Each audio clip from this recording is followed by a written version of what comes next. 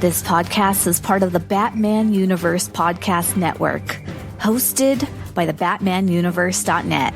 Check out everything related to Batman and the entire Bat family at the BatmanUniverse.net, including news and original content related to comics, movies, television, merchandise, video games, and more. Also, check out some of the other unique podcasts that TBU has to offer. Consider supporting this podcast by becoming a patron on Patreon. Even $1 can go a long way in supporting this content that you enjoy. Look for a link over at thebatmanuniverse.net to offer your support now. And now, on with the show. In 2008, a podcast was created with one goal: to bring Bat fans around the world news related to movies, comics, video games, television, merchandise, and so much more. And now, the Batman Universe Podcast has returned. Hello everyone and welcome to the latest episode of the TBU Podcast. I'm Dustin, joining me today is BJ, Scott, and Otto, and we are here to discuss a whole bunch of stuff. We did not plan on taking the last 2 weeks off. That was kind of me dropping the ball at making sure that we were actually getting on the schedule to record. I was tied up with stuff with work and personal stuff, and let's be honest, the holidays is a hard time to just get things moving. So the intent was we were going to take this week off and next week off, but there was no way we were going to not have 2 weeks of an episode and then have another 2 weeks that we had already planned off with everything that's happening currently in the wild world of DC right now. So there's a couple of news bits that we're going to cover first, but our gun watch, as BJ put it earlier, is locked and loaded and ready to go because there's a whole lot to talk about. So we're going to jump into that in just a little bit. But first up, there's a couple of news points. The first one is there's a new Batman movie on the horizon. The Joker 2 is currently filming. It was announced back on December 10th by Todd Phillips that they have begun filming. And Joaquin Phoenix they posted the first shot, which is him getting a shave, presumably at Arkham, and he looks, let's just say, worse for wear as usual compared to what he looked in the last film. I got to say, I don't know what to expect from this. There's, Lady Gaga is supposedly playing Harley Quinn. We know it's not connected to the normal DC Universe films and all of that, and I liked the first one, but I don't know that I necessarily liked it for the sake of it being really, a DC film or a Batman film or anything like that. I thought it was a good film in general, but not necessarily in the superhero genre. What are you guys looking forward to this, or are you guys just kind of like wait and see? I'm kind of where I was when we talked about it, like when it was announced months ago. The idea of it being a musical has me most interested. I'm actually kind of, the more I think about it, the more I'm down with that. It's different. And with the way they took the last one, trying to morph that into some weird delusional musical, like that's how I picture it in my head, is just kind of like really leaning into the delusions of the characters. To me, that seems like a really interesting premise. And I'm wait and see. But if that's still the case, I'm totally on board. Yeah, I forgot it was coming until that picture was posted. So I guess I'm in the wait and see camp. Yeah, for me, I think I was on the record when the first one was announced that I was kind of opposed to the concept of the film. It's just not for me. However, I will say the first one is kind of what I think DC should be focusing on. Like that's kind of the direction they should be going, just focusing on making good movies. And so I am actually kind of interested in the second one. And it's going to sound weird, but it's because Lady Gaga's in it. So, you know what? I'm just going to give it a shot. So I'm kind of excited for it. Yeah. And I will say, I think it'll be interesting one way or the other. It might not necessarily be everybody's cup of tea, but you can't deny that the movie at least was very, very different than anything you would normally and typically expect from the superhero genre, but also from somebody like Todd Phillips as well. So there's that. All right, the next bit we have is the Video Game Awards were announced, and at the Game Awards they had a new trailer for Suicide Squad: Kill the Justice League. Most of it's just very quick, but the important thing here is that Batman appears, and in the very first trailer, or I should say one of the trailers that has released in the past, Batman was one of the only members of the Justice League who did not specifically appear on screen. The Batmobile was present, but not Batman himself, and a lot of people were led to the thought of, well, is Batman actually even going to be in this? Is this a continuation of what they've done in the past? That being Rocksteady, what they've done in the past with the Arkham games, because technically Batman died. Is this taking place at some point before the events of Arkham Knight?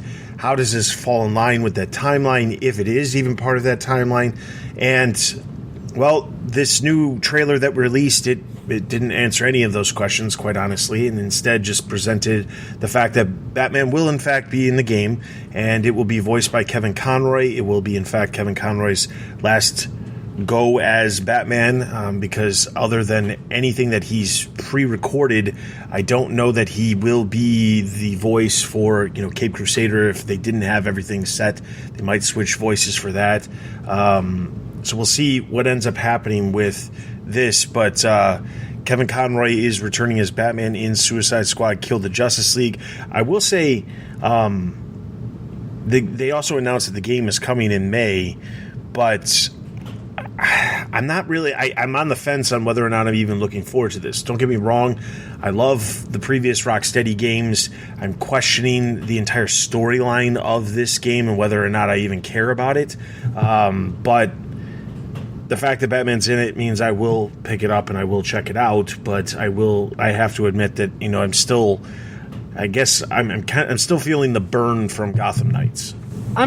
That's fair. I think I'm looking forward to it. I think, on the whole, I'm still on I haven't played Gotham Knights, so there's that, and granted, that was the WB Montreal studio, so, I'm in the camp that, Rocksteady makes good games, so I'm on that alone, I'm definitely up for playing it. As far as the reveal that Kevin Conroy's in it and everything, that trailer admittedly didn't do anything for me. It made me it kind of like how you just said, it just brought up a lot more questions, when does this take place, timeline, Harley Quinn, she shows up in Arkham Knight, so if this is before Arkham Knight, what's going on there? There's a lot of questions, but I think the thing that kind of hit me weird is, the trailer is just a game trailer, for the first, I think it's a 3-minute trailer or something. For the first 2/3 of it, it's just no Batman, just little teases. And then Batman shows up and then they do this whole RIP Kevin Conroy thing, at the end. And so, there was so little Kevin Conroy actually in there. I feel like they took a really weird route. Either they don't want to oversell it because he has a small part, which would make sense to me, or they didn't want Batman to overshadow the game, his appearance. But I guess the amount of time they devoted to it kind of struck me as odd because they added the whole RIP thing at the end. And it's well, if you're going to do attach some weird tribute to it, then make it a tribute video, or maybe leave it off and announce it some other way, maybe quieter, where it doesn't become the focal point of the lasting image people see of your trailer. I don't know if that makes sense to anyone else, but to me it just struck an odd chord. It absolutely makes sense, because the thing that was odd to me is the timing of it. It almost feels like an underhanded move to try to sell the game off the idea that it's his last project, which I know that's not their intent, or at least I hope that's not their intent, but it does come across as a very odd thing to do. Hey, we love and respect this voice actor who's been so crucial to our previous games that we've released. We want everybody to know that he's in our latest game, but we haven't actually promoted anything regarding the game for a very long period of time, and now we're going to announce the date that it's coming out. And then obviously whenever they announce the date that it's coming out, that means pre-orders start opening up. And then at the same time, you're saying, hey, everybody, guess what? This person who just passed away is also in the game. It's odd timing. It does feel not great. I will say it does kind of exist in that weird space where it's kind of like marketing, but also a tribute at the same time. And it just feels kind of tacky in that way. But to the actual game itself, I think I'm not that interested, I would say, in the story, because I typically like playing as heroes rather than villains, and I think that was one of the big selling points of the Arkham series, which was, be the Batman. That was kind of the whole tagline. I think, Scott, what you were saying about Kevin Conroy having a small role in this is probably true, considering they're going to have the whole Justice League in there, and they're going to be, from the looks of it, I think, mind controlled by Brainiac, I guess. So I think it does make sense that they're going to have fewer lines, and because there's that ensemble cast of the whole Suicide Squad and then the whole Justice League, I think he does have a small role in it. I mean, I will play the game. I have a 50% off rule for games. I don't buy any game at full price. I wait until it hits 50% off or less, or more, I should say, all the time. So whenever that happens, that's when I'll be playing. All right, so then the next and last bit of news is there was another game that was announced shortly after the Game Awards, which is there's a new game called DC's Justice League Cosmic Chaos. It's done by Outright Games. It seems as if it's obviously geared towards children, but the cool thing about it, at least in my opinion, is that Mr. Mxyzptlk is the villain of the game, and I thought that was kind of cool because he's not a villain that you would typically see, but given the cartoon nature of the game, it actually works because you can have cartoonish things occur in the game because it's him. And I thought that was kind of a smart way to go about doing, a more kid-friendly Justice League game. Yeah, I watched the trailer. It kind of reminded me of, it looks like a more fun version of Spider-Man Friend or Foe that came out 10-ish years ago, where it was just kind of more of a kid-friendly beat-em-up with a bunch of Spider-Man characters. So, I mean, the art looks cutesy and fun. I like that it looks different, and I think the thing that makes me happy about it, I'll probably never play it, but it looks like one of those gateway games to try to get more people into DC comics and characters and, feed that fan base. Yeah, I'm probably not going to play it either. I wasn't actually even aware it was a thing until we were going to do this show. But I agree, it's important that DC engages all of age groups of fans. And so if this is another way for them to do that, then I think that's great. All right, so with that is all of the semi-big news that came out over the past couple of weeks. There is, in fact, a bunch of other stuff that we're going to cover as part of Gunwatch, so let's just jump into Gunwatch. The first thing that we've got, I'm going to go in chronological order with a lot of this stuff, because if I don't, it's hard to jump around from one specific topic to the next, because as you'll see very soon, or as you'll hear very soon, that is, there's a lot of stuff that ties into things that are announced days before or days, within the same time window and things like that. So it's important for that. The first thing is there was a report that Warner Brothers Television Studios is closing a animation deal, that is, with Amazon for DC branded content. Now, specifically, I would assume that based off of this report, that would mean Batman Caped Crusader could end up being on Amazon. Now, if you remember correctly, when we talked about this a couple months back, Amazon was in fact one of the places that we said this was likely to happen. There is no firm foundation on whether or not this is in fact gone through or not. This is back from November 30th that this report came out, and it was specifically because the head of Warner Brothers Television Studios, she specifically said that they are in the process of closing a major animation deal with Amazon for DC branded content.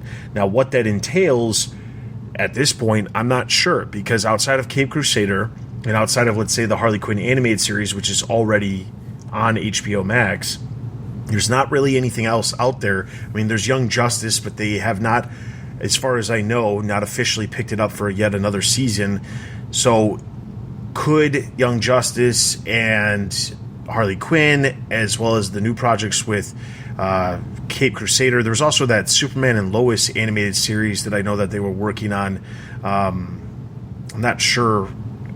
I know Jack Quaid was supposed to be voicing Superman or Clark Kent in that, but outside of that, I don't know anything about it because I haven't really been following along other than the initial announcement, and I heard Jack Quaid talking about it amongst his other projects that he's working on with The Boys and one of the Star Trek, I believe the Star Trek animated series that he's on. But that said, that stuff could end up at Amazon, which is interesting because if it's not tied directly to what they're going to be doing with the future slate, and they are looking to create content, it would make sense for them to potentially make some money off of licensing that content elsewhere, to get some funds for the company as a whole for that.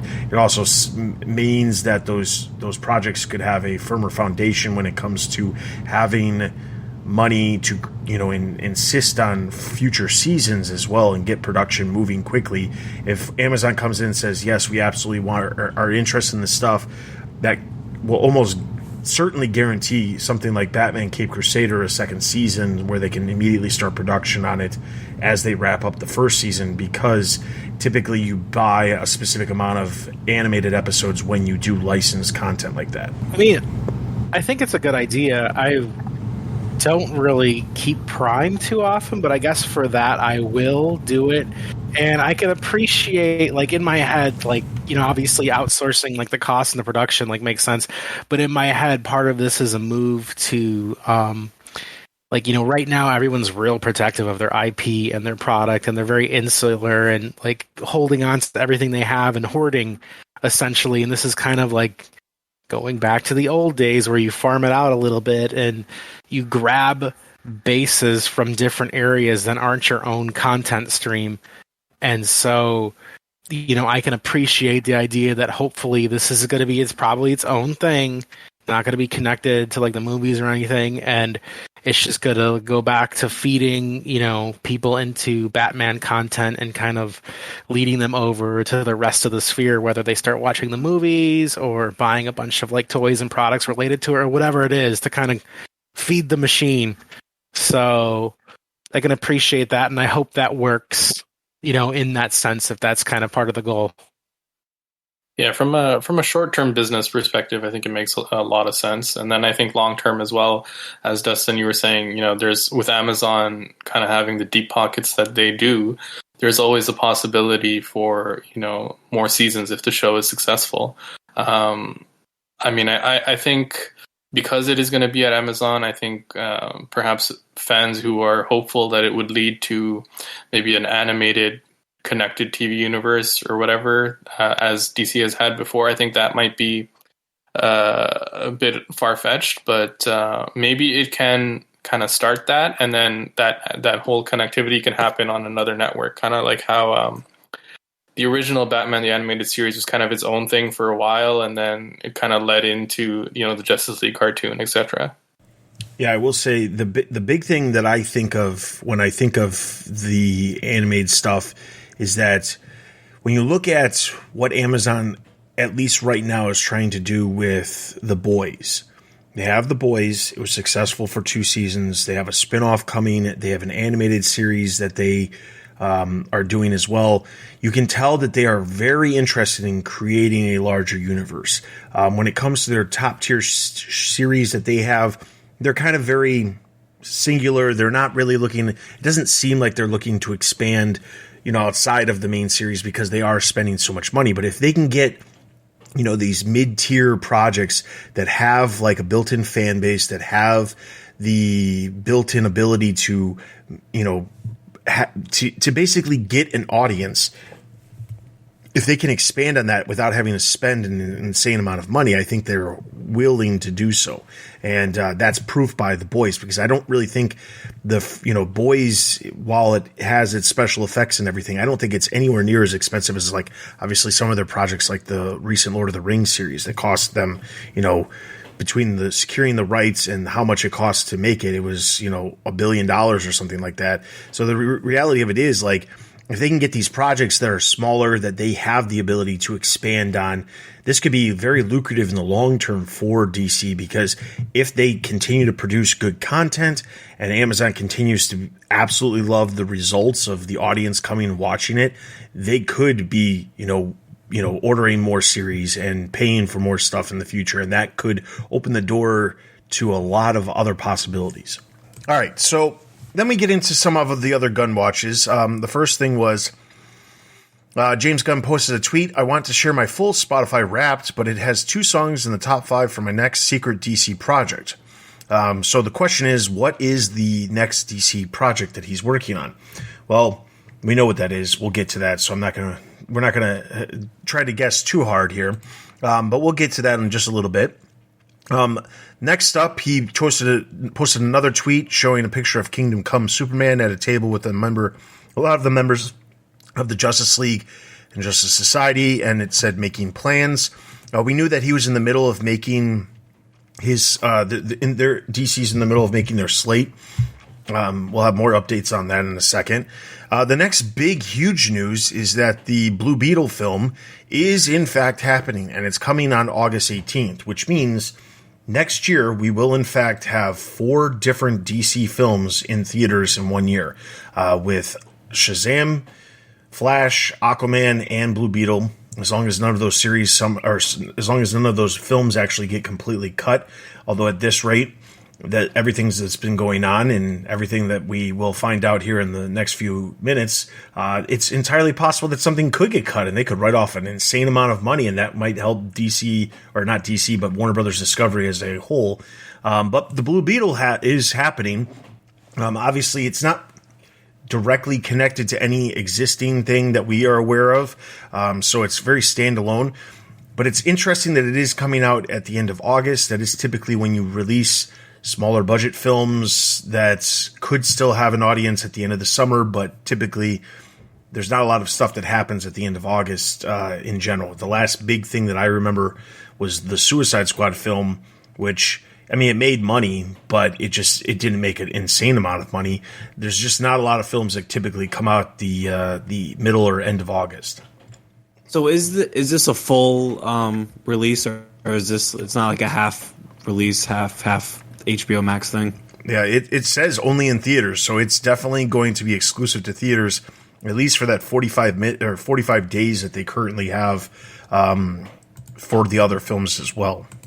So I've never been the biggest Blue Beetle fan, but I'm sure to be outside of I know the guy playing Blue Beetle from Cobra Kai. Do we know anybody else who's in this movie? I really haven't heard anything about it.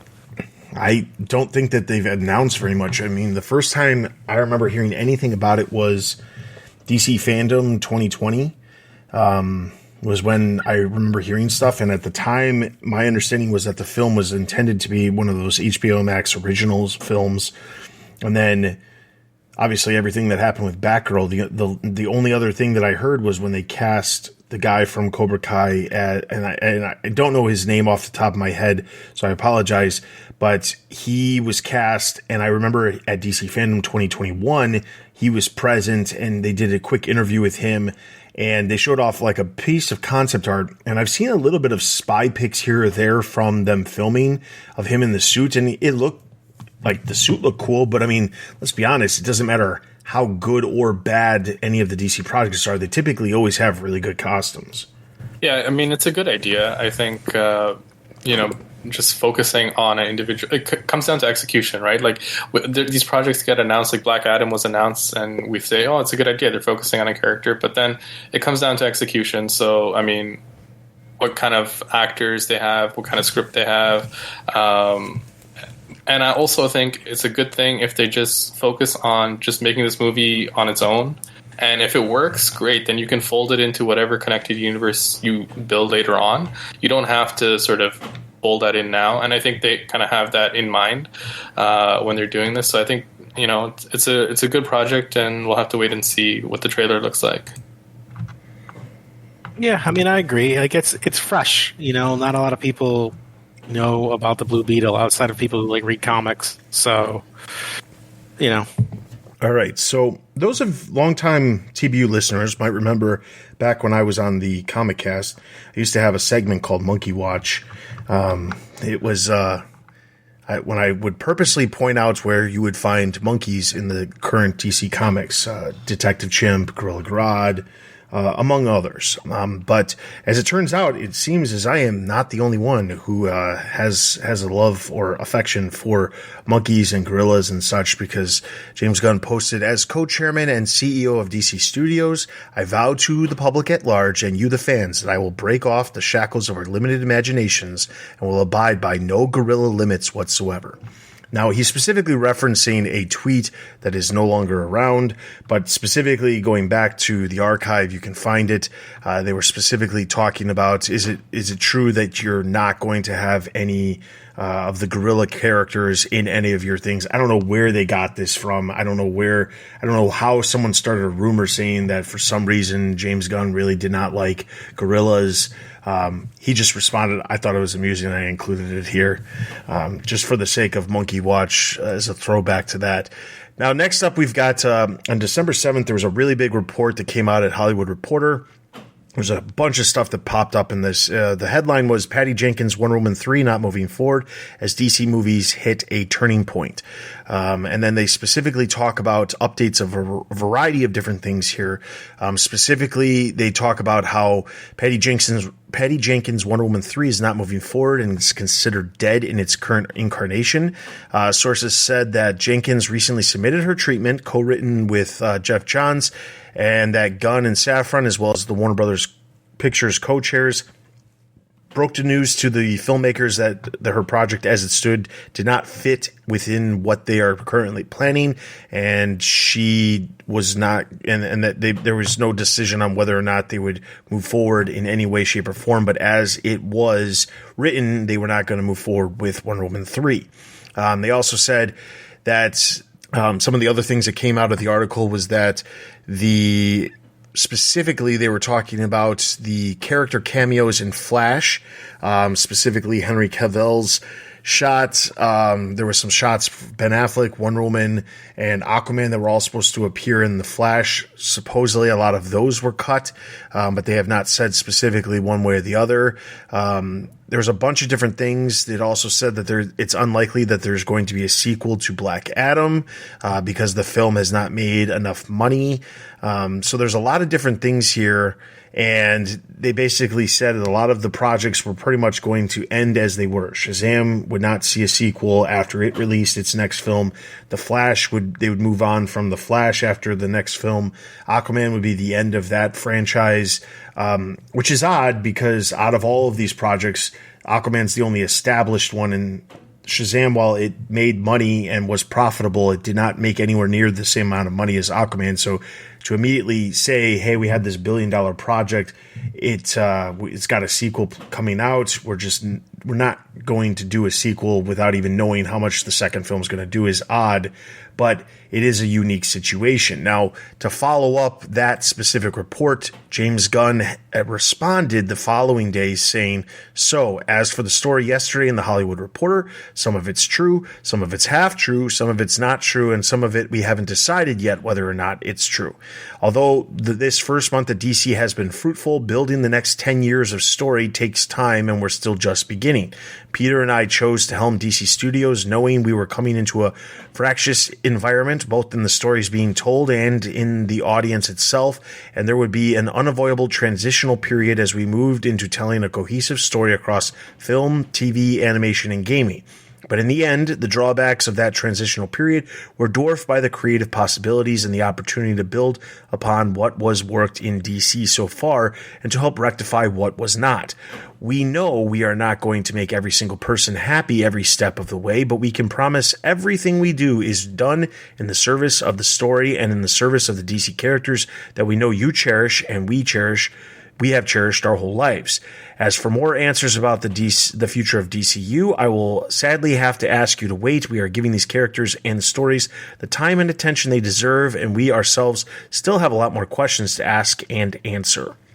So there's a lot there to absorb, but basically the gist of that report was that not everything in that report is in fact true, or they have not yet decided. So when I read they have not yet decided, I think part of some of these franchises like Shazam, they're not entirely connected to, the other DCU films. Same thing with Aquaman. Like they could, to a degree, they could refilm an aspect of Flash where it changes things, and the characters they want to keep around stay around, and the characters they don't want to keep around, they don't keep around. It's very possible that they could do that. We heard rumors that that's what they were doing in the first place. Yeah, I don't know. I think the hard thing is we've been bombarded with these reports for weeks now of like this or that, and basically it's just like this weird rumor mill that just, keeps like, I don't know if it's just like sites that really need content that just keep churning these things out, but it's been going on for so long now to where, the answer we get from like James Gunn primarily is like the same one over and over and over again is things, we're working on things, we don't really know everything yet, stay tuned. And at this point, I feel like unless we have like a concrete like trailer or teaser or some casting or something, we just wait until we get a present randomly from James Gunn and call it a day. I think one of the big things about that tweet that you just read is that Gunn said it's only been a month, like he's been on the job, and like we live in the society now where it's like the TikTok generation, like we need answers right now, and it's just not realistic. And like I'm sure we're going to talk about the big news that happened, but I think that was the first big domino that happened, which we'll get to. But I do think like we do need to be patient, and like he said, like some of it's true, some of it's not true, and some of it we haven't decided yet. And I think that makes total sense. Yeah, we do need to be patient, I think, and wait and see just how things end up. But I think it's not just the clickbait sites, honestly, that have all these reports. It's actually like a lot of reputable sites have different reports on these things. And I think one of the reasons for that is, I don't think they're lying. They must be hearing it from somewhere. That doesn't mean that the person they're hearing it from is correct. The person they're hearing it from might be mistaken. But or I think exaggerating too. Or exaggerating, exactly, right? Like it doesn't mean that what James Gunn is saying also is true. Like, he could just be saying that. The point is we don't know, and we won't know until we actually wait and see something. Either way, but I think one of the reasons this is happening is because there has been so much dysfunction over at the DC section of Warner Brothers for so long, and I think at least the way people talked about. We're going to get to this, I think, eventually, but the way The Rock was trying to market the Black Adam film and stuff, I think there was it was always positioned as this like power grab within the structure of the company.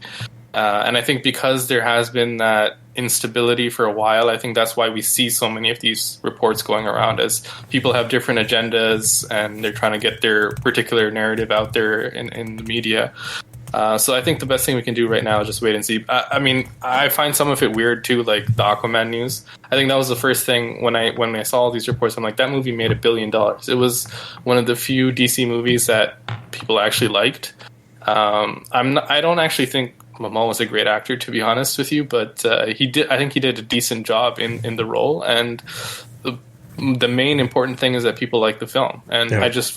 I find it weird that they would discontinue that. It's going to be Lobo now, so he's just going to go. Yeah, we'll see with that. But specifically, you mentioned one of the worthwhile reports coming out. The Wrap actually followed up the following day. The following day from the Hollywood Reporter article, they followed up with their own report saying that Warner Brothers didn't cancel Wonder Woman 3. Patty Jenkins walked off the project. I'm not going to dive into too much, but they basically said that there was a huge disagreement between her and the Warner Brother Pictures co-chairs, and she basically was like, well, if you don't like it, then I'm leaving. And then she decided to follow up herself a couple days later with her own statement, which is not normally heard of when it comes to the directors, but she felt compelled to say this out loud. But So a lot of people remember after Wonder Woman 1984, I actually think it was like slightly before Wonder Woman 1984 released in theaters, it was announced that Patty Jenkins was going to be attached to a Star Wars project. At that time, everyone was like, oh, okay, well, clearly she's going to go do the Star Wars project. It's probably means there's either not going to be a Wonder Woman 3 or it's going to be at least a significant amount of time before Wonder Woman 3. But it turns out that she went to go do the Star Wars project. It became abundantly clear that the Star Wars project was being pushed back, not by necessarily her or the development process, but by the studio as a whole and what their intent was for the future of their own film slate. And she did not want to push Wonder Woman 3 back any further, so she went to work on Wonder Woman 3, left Rogue Squadron, which I believe at the time it was rumored that she was kicked off that project, but obviously what she's saying is different than what the reports were before. She came back to work on Wonder Woman 3. She presented her idea of Wonder Woman 3.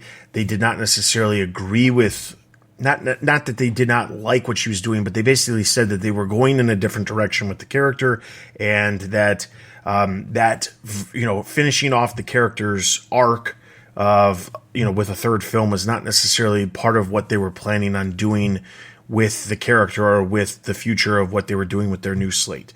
And she understood. She said that was it, and she basically was like, I get it. And that's why she is no longer attached to the project.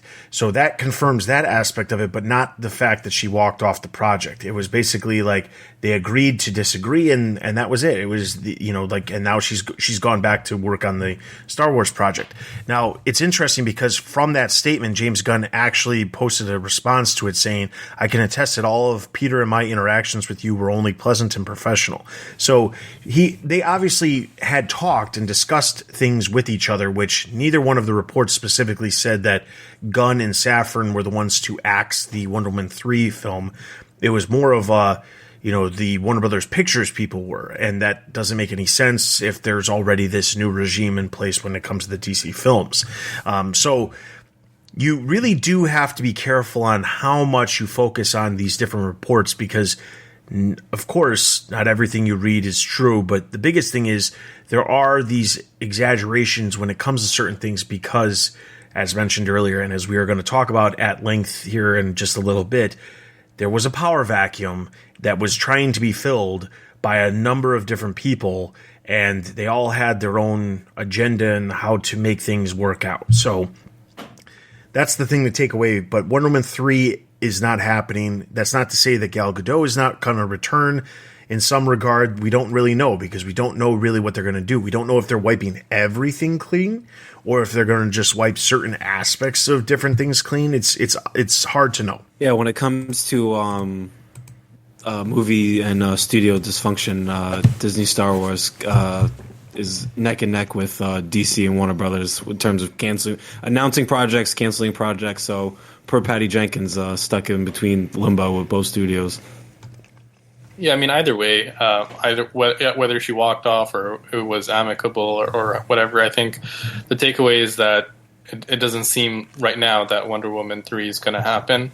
And for myself, this is just me talking. I couldn't get through Wonder Woman 2. I'm just going to be honest. I couldn't get through that movie. And so and just objectively, I think that movie kind of underperformed with the general audiences. So I can understand the studios perhaps saying they want to go in a different direction if the direction that she wanted to go in was more in line with what she did with the second movie. Yeah, I will say I remember watching Wonder Woman 1984 and thinking to myself, oh boy, we've got some work to do. Yeah, the story itself was not very good. It's not to take away anything from the acting and the directing and stuff, but the story itself I thought was just not good. Poor man who lost his free agency and had his body hijacked by Steve Trevor and then was essentially raped by Wonder Woman. Oh, man. Yeah. just to name a couple of the problems with it. All right, so quick shots real quick. First up, supposedly Warner Brothers killed a Batman Beyond movie. Not a surprise there. Michael Keaton was supposedly going to be playing Bruce Wayne, the older version of it. I think the problem is that this is hard to know whether or not this was actually ever going to actually happen, but we had heard rumblings for a while, ever since Michael Keaton was cast as Batman in Batgirl, that they were looking at the idea of doing a Batman Beyond film with Michael Keaton. The issue is that within the confines of what they were creating with the Batgirl film, it didn't make any sense. I mean, in the larger scheme of things, I have to say, sucky as the Batgirl film not releasing is for a variety of different reasons. Everything that I know or that we know about the film, I'm so happy it's not happening. I mean, like, I don't necessarily need a 75-year-old Batman passing the mantle off to a Batgirl who's like a normal age Batgirl that we typically see in comics, only to have no Batman and just Batgirl and somehow not get any of the other characters that we all know and love, like Nightwing or Tim Drake or Jason Todd or any of these other characters, just because of somehow this being the one story. So, like, in a lot of regard, I know how bad it is to say this, but I am so happy that movie got canceled. That was like an unspoken thing. Like, what if it did suck? Like, yeah. If it sucked, like that would have been worse than anything. I feel. Yeah. I think we did, like, when we did a podcast about that before. I think we did mention that at the time because Yeah. I think a lot of us were kind of iffy on the movie to begin with. And I think when it didn't come out, we were like, okay, this is probably a good thing in the long run. Yeah. Even though it sucks for the directors and the cast and everyone involved, the human element of that obviously was really bad for them. But just from a fan perspective, I think we're all happy that we didn't see that movie. Yeah. I just want some clips of Brendan Fraser as Firefly. I agree. I agree. Just some little clips, and then maybe take some dialogue from the trailer for, like, the whale and throw it in there, like when he's roasting people. Just people are amazing or something. I don't know. Or right. George of the Jungle, combine all the Brendan Fraser movies. Someone's got to do like a deep cut of, like, using his voice under, like, the Batman the Animated Series Firefly or something like that, and splice it all together. Internet, hear that? Get on it right now. Yeah, it's beyond my talents. So Yeah. all right, the next one was there was a report specifically from Variety that this was the headline. A well-placed source tells Variety that James Gunn and Peter Safran are exploring the possibility of incorporating Matt Reeves and Robert Pattinson's Batman into their wider DC universe. Now, literally within, like, hours or maybe even minutes of that report, James Gunn responded that said, "There are a few reporters I love more than the reporter of that article. Truly a good guy. But in this case, he needs to get a new source because this is entirely untrue." That's not a surprise. I honestly, as we've said before, and specifically Matt Reeves even chimed in and says, the source that I like is James Gunn because obviously he knows what he's talking about. I hope that that Matt Reeves stuff sticks within the confines of its own thing. That's not to say that there won't be a Batman as part of the greater DC universe, because I think it's entirely possible. I feel like if you're going to develop Batman and everything around Batman, if you're going to develop the greater DC universe, Batman does need to be a part of that, but you don't need to focus on the other stuff within the Batman universe. You don't need the villains of the Batman universe being the villains that are focused on within the confines of the DC universe. There's too many other characters you could focus on if you're doing that. I don't know. The idea of that sounds insane. Because in my head, I'm like, so is Colin Farrell going to interact with whatever's going on with the greater DCU? Because that would be really strange. But also, like, I feel like Batman just fine on his own. He's got his own little universe. He can stand on his own. The other DC stuff, they can all lean on each other. But we tried that recently with Ben Affleck and the Snyderverse, and it was terrible. Maybe we'll disconnect everything except for, like, maybe the cartoons or something. Yeah, I was really happy that this report is not true, because my whole line of thinking now after seeing that movie is just like, let Matt Reeves cook, like, just let him do his thing, and that can be its own thing. It's successful. He's proven he's a real, like, filmmaker. He's got real actors, that he gets for his movies. You just let him cook and do his thing. What's more interesting to me is, in this case at least, is that James Gunn didn't criticize the reporter, which means that there is someone who is a legitimate source who said that to him. And I'm wondering what their motivation was for saying that to the reporter. I think it's just more sign that there's this like weird power struggle going on, and like people have all different agendas and trying to get different stories out there. It is, man, I got to say, it's very interesting just how much can change in such a short amount of time. So the next day, after that report came out, James Gunn posted this. Peter and I have a DC slate ready to go. So keep in mind, this is literally like a month and a half after he took over. They have a slate that they're already planning on already. They're just going to be looking for directors to attach to the projects and things like that. So like, that's, I mean, we said when this got announced that he was going to have to hit the ground running in order to make sure that his 4 years was going to be fruitful, and he clearly is doing that. But he specifically said, which we couldn't be over the moon about, we'll be able to share some exciting information about our first projects at the beginning of the new year. Among those on the slate is Superman. In the initial stages, our story will be focusing on an earlier part of Superman's life, so the character will not be played by Henry Cavill. But we just had a great meeting with Henry, and we're big fans, and we talked about a number of exciting possibilities to work together in the future. Somebody asked, being part of the slate, I assume it's a movie, and he said yes. He specifically also responded saying, I'm writing and have been for a while, but we don't know who is directing yet. And he also said it's not going to be an origin film. And he also said he met with Ben Affleck yesterday precisely because he wants to direct and we want him to direct. We just have to find the right project. So Ben Affleck could be entirely involved when it comes to behind the camera with this new DC slate. The fact that he's had a meeting with James Gunn within 45 days of taking over, it says that he is definitely wanting to be involved with DC, just not in front of the camera. So that said, Henry Cavill not coming back as Superman. So then the immediate response on that was Cavill posting his own response, basically saying he had a meeting with James Gunn and Peter Safran, and it is sad that he's not going to be returning. He looks forward to what's coming, and he wishes the best for whatever happens with the Superman franchise. There was also a report which we'll get into in a second here about why he's not returning. But specifically, let's just talk about him not returning and what that means for the future. If he's not returning and they just had something where he popped up in Black Adam, you can almost assume at this point that there's very little chance that any of these other characters are going to be popping up. It's not to say that there wasn't a situation that occurred where he was kind of forced back into it. But I saw a lot of criticism online of people saying this specific phrase. DC has no idea what they're doing because Cavill just announced he was coming back as Superman literally like 2 months ago, and within just less than 2 months, he's now not getting it because of James Gunn. And I'm sitting here thinking to myself, yes, he made that announcement based off of something else that was going on, some other situation that was going on. He had that situation happen where he was in the end credit scene of Black Adam. Somebody had to approve that, and it certainly wasn't James Gunn and whoever was planning the future of the DC slate, because that happened prior to James Gunn even getting the job.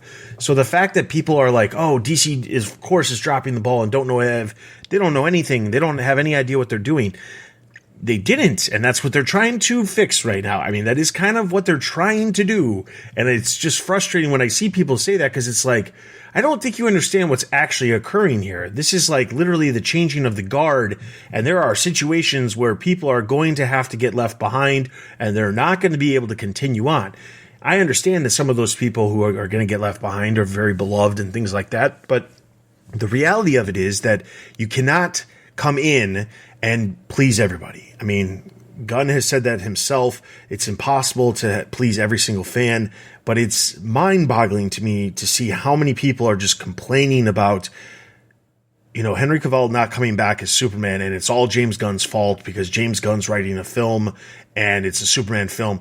Now, to be clear, we had hints that this was happening before, because before he was announced as taking over DC Studios with Peter Safran, we knew that he was working on a project. And one of the projects that a lot of people were assuming he was working on was a Superman film.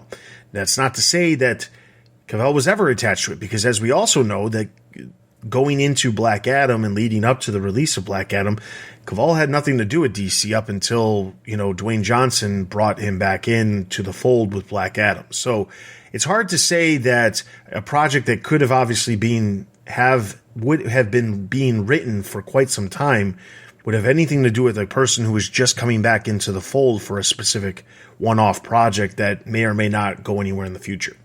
Yeah, so we kind of tiptoed around, but this is like Gunn's first major move, right? Like announcing he's writing a Superman film and saying that Cavill isn't going to be Superman. And you're right, Dustin. Like it was when Cavill filmed that cameo, there was no leadership really in charge of DC films, and they probably told him, "Yeah, when the movie comes out, you can announce you're back," not knowing that James Gunn was coming down the line. And it was like in a weird, murky spot, but I do kind of agree, like, as much as I like Cavill in the role, I do kind of agree with let's kind of wipe the slate clean and let's begin anew.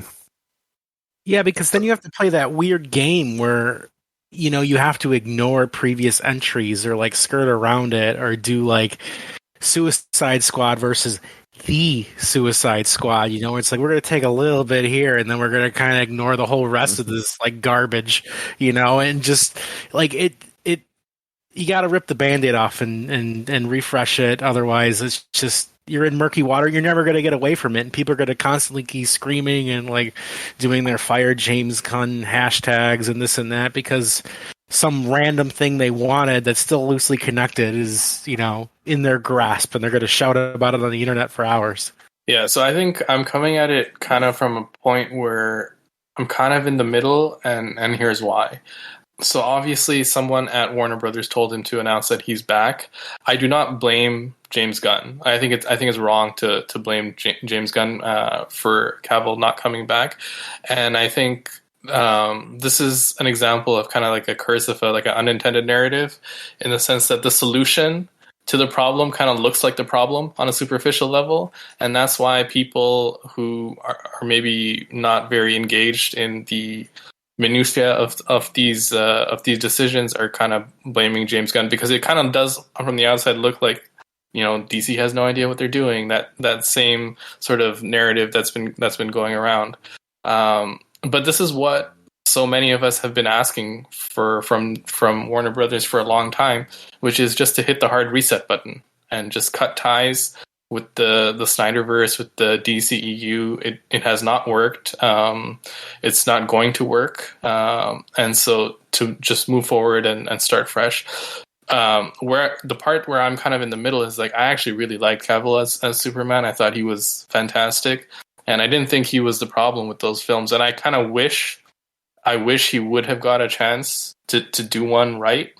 But at the same time, I do kind of recognize this is the right move for the brand going forward, and I do hope that we get a good film from it. It's an odd situation because I also think that Cavill deserved a little bit more when it came to give him more to be able to do. I think that for a lot of people, I think a lot of mainstream people, their last version of Cavill as Superman was the Joss Whedon Justice League. I think that's what a lot of people have seen. A lot of people have that left a horrible taste in their mouth because of what happened with that. Yeah, exactly. I mean, I know that the Zack Snyder version, a lot of people really enjoyed, and I know that his storyline was very different in that version of it, and a lot of people appreciated that. And it kind of left it open for them to do something more with the character in the future. But the problem is that everything, because of how everything got derailed after Justice League released back in 2017, it basically like screwed everything up for the next couple of years.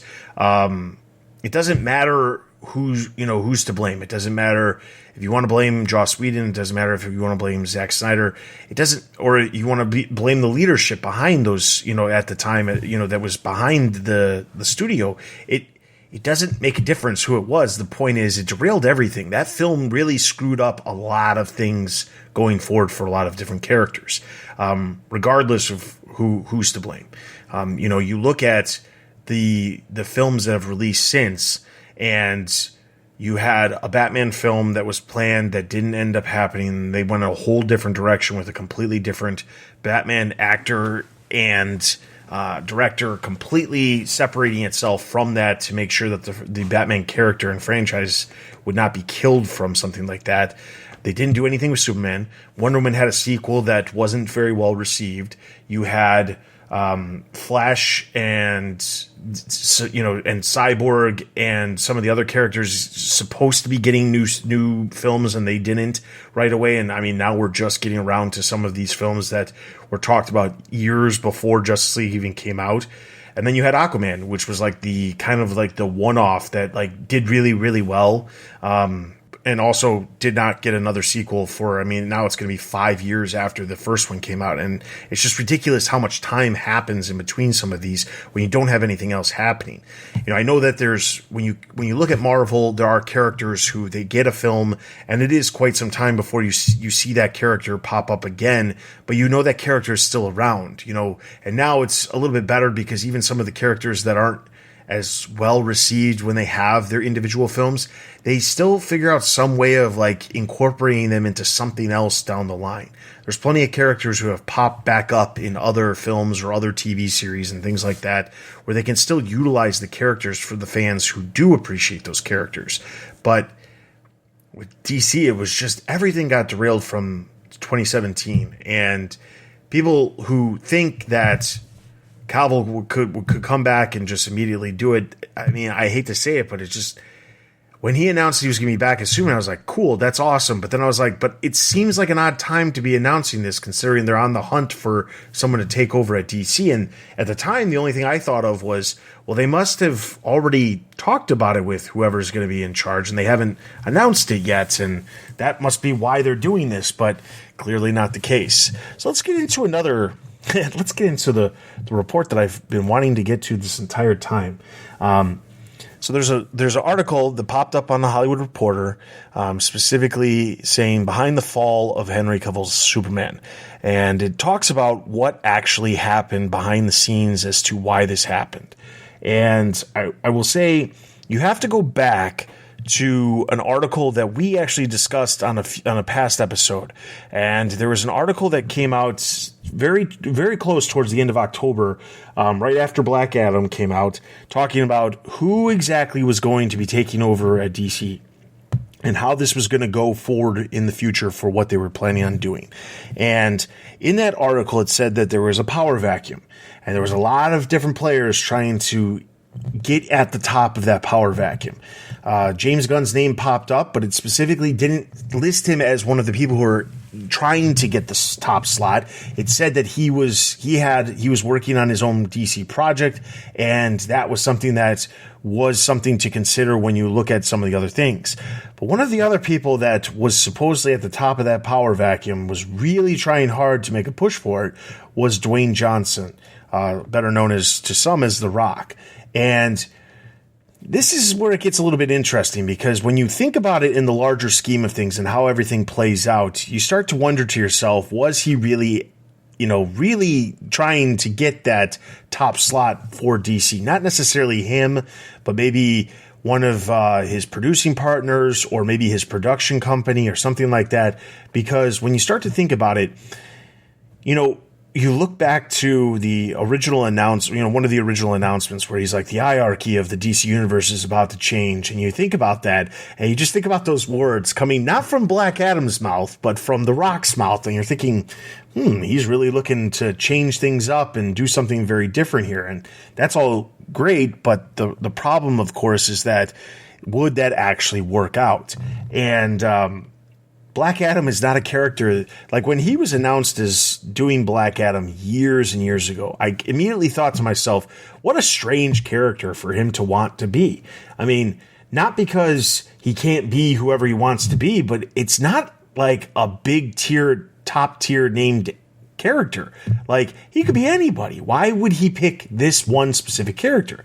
And for whatever reason, he felt like that was the character he wanted to do. And I mean, more power to him. But the reality of it is that a film that's based off of a character that doesn't have a whole lot of mainstream connection to begin with is going to be fighting an uphill battle to begin with.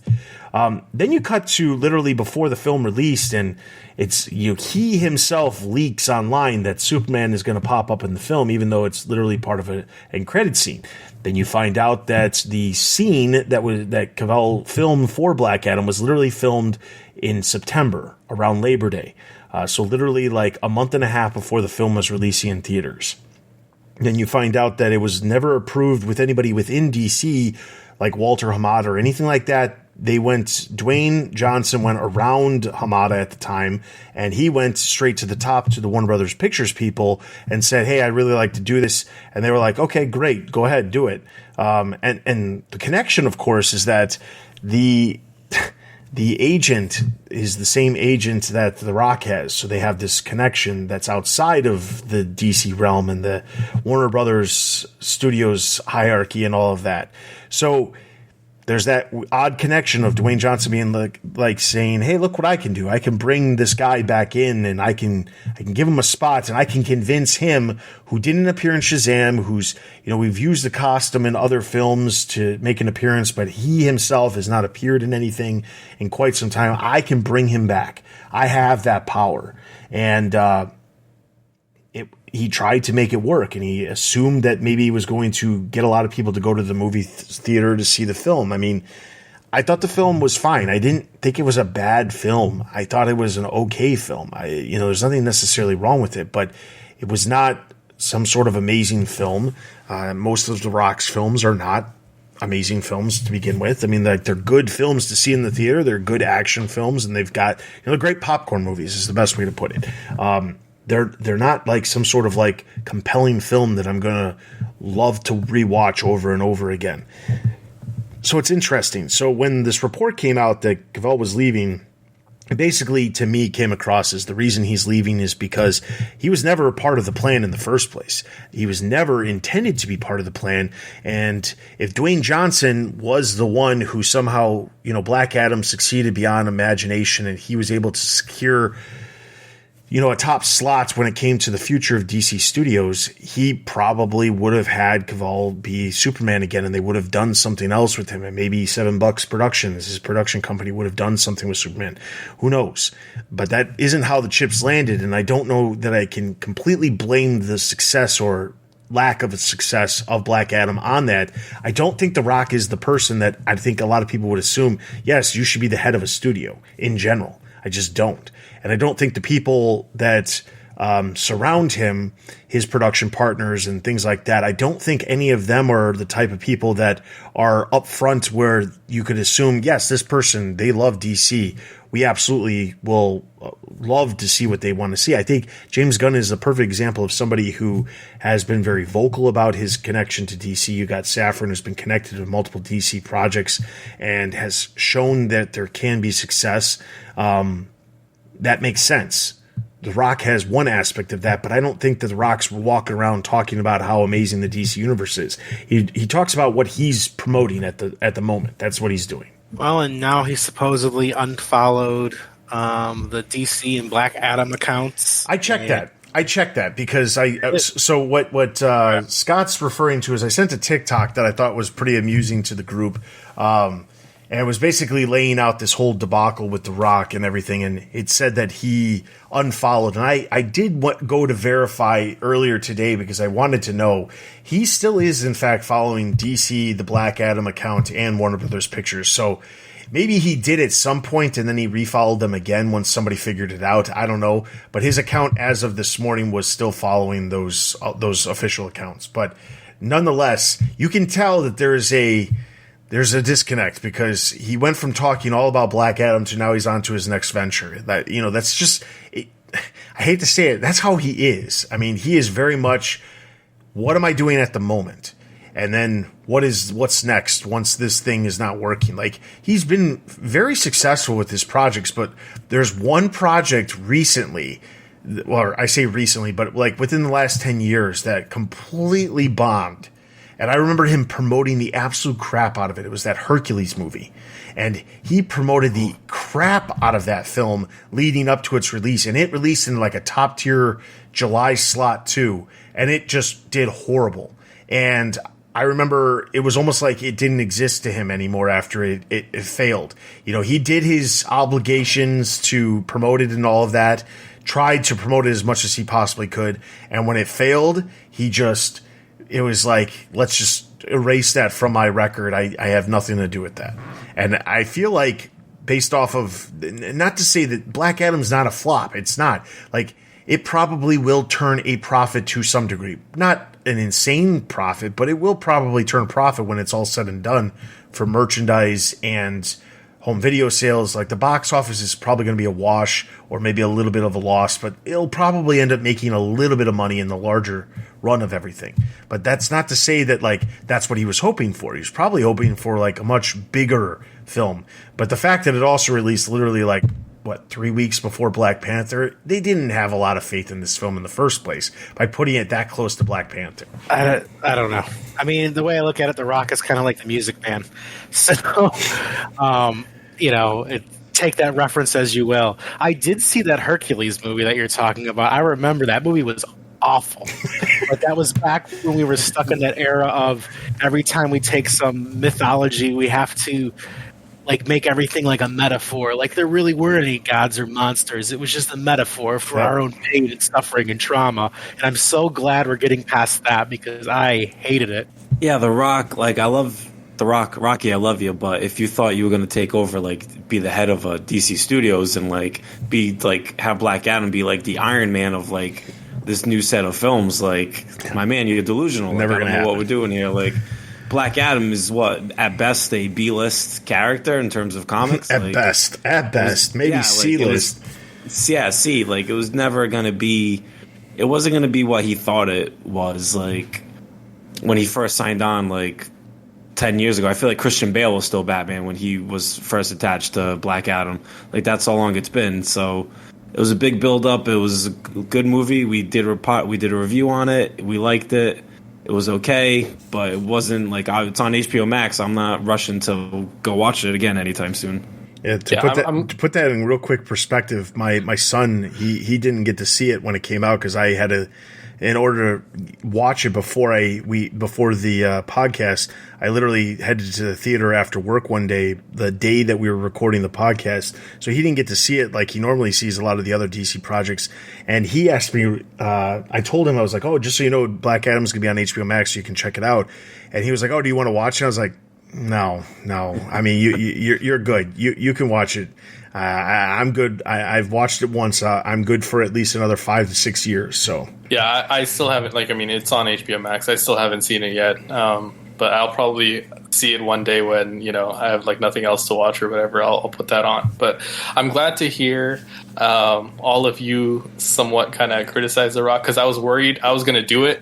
And I was worried because he's so popular. I was like, oh man, maybe everyone here likes The Rock. I think the problem with The Rock in this role. I mean, he clearly tried, as BJ was saying, he clearly tried to put himself in that Iron Man role for the DC universe going forward. The problem with The Rock for me is he's an entertainer. He's not an actor, right? And for these kinds of things, and this is what I was saying. You need film directors, you need actors, you need people who are committed to this thing and who are actually sort of masters of their craft. Dwayne Johnson's an entertainer. He, as Dustin, you were saying, he makes popcorn movies, and he's very popular and he's very successful at it. And I enjoy, his popcorn movies. But this is not the lane for him. This is not the role for him. And I think he thought that maybe he could just come in here and do the same thing that he's always done and it would be successful. And no, people just don't connect with that the same way. And I think that's why it ultimately failed. And to Otto, since you haven't seen it, I think one thing that's interesting about it, 30 minutes of that movie, I think is all you need, because unlike other projects where The Rock is hired to act and star in something, this one, since he has more control over, it's very much a vanity project that there's so much shots and sequences of just glorifying him as some demigod, and it's just it gets exhausting. I enjoyed the movie overall, but man, could you just feel the vanity, the ego, yeah. Yeah, and obviously all of this happens and the whole Henry Cavill thing happens, and I will say, as of right now, there's still a bunch of stuff with boycott WB.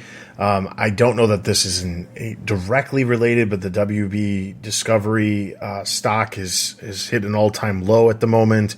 As a whole, people are like, and this is the thing, people are very vocal when they don't like something, and they're not as vocal when they do like something. I mean, it's that whole idea of like, when you own a business, if you get a negative review, it's way worse than when you get a positive review.